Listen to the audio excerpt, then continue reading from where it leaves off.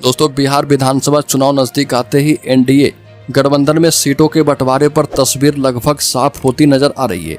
मुख्यमंत्री नीतीश कुमार की हालिया दिल्ली यात्रा के बाद भाजपा और जदयू के बीच लंबी बैठकों का दौर चला और सूत्रों के हवाले से खबर है कि गठबंधन दलों के बीच सीट बंटवारों को लेकर अंतिम सहमति बन चुकी है। मीडिया रिपोर्ट के मुताबिक बिहार विधानसभा चुनाव में इस बार नीतीश कुमार की पार्टी जेडीयू 102 सीटें, भारतीय जनता पार्टी बीजेपी 101 सीटों पर चुनाव लड़ेगी।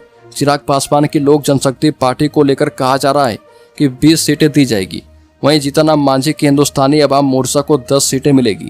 उपेंद्र कुशवाहा की राष्ट्रीय लोक मोर्चा को भी 10 सीटें मिलने की बात कही जा रही है। छोटे सहयोगियों को 40 सीटें दी जा रही है और वहीं भाजपा और जदयू मिलकर 210 सीटों के करीब अपने पास रखना चाहते हैं।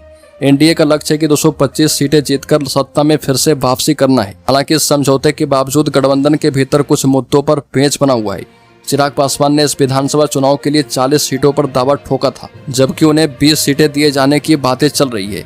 जीतन राम मांझी ने भी 40 सीटों की मांग रखी थी, लेकिन उन्हें 10 सीटें ही दी जा सकती है। उपेंद्र कुशवाहा 10 से 15 सीटों की मांग कर रहे थे। फिलहाल उन्हें 10 सीटें मिलने की संभावना है।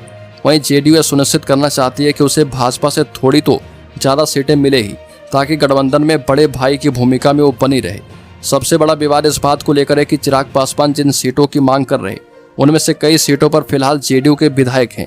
यही वजह है कि अंतिम लिस्ट को लेकर खींचतान जारी है। फिलहाल लोकसभा चुनाव 2024 में भाजपा ने 17 सीटों पर चुनाव लड़ा था। जेडीयू ने 16 सीटों पर, लोजपा रामविलास की 5 सीटें मिली थी और हम और राष्ट्रीय लोक मोर्चा को 1-1 सीटें दी गई थी। लोकसभा में भाजपा ने जेडीयू से 1 सीट ज़्यादा पर चुनाव लड़ा था, लेकिन विधानसभा चुनाव में जेडीयू भाजपा से 1-2 सीटें ज़्यादा लेकर सीनियर पार्टनर की छवि बनाए रखना चाहती है। तो दोस्तों, इस खबर में इतना ही। बिहार से संबंधित हर एक न्यूज़ को पाते रहने के लिए सब्सक्राइब करें और बेल आइकन जरूर दबा दें।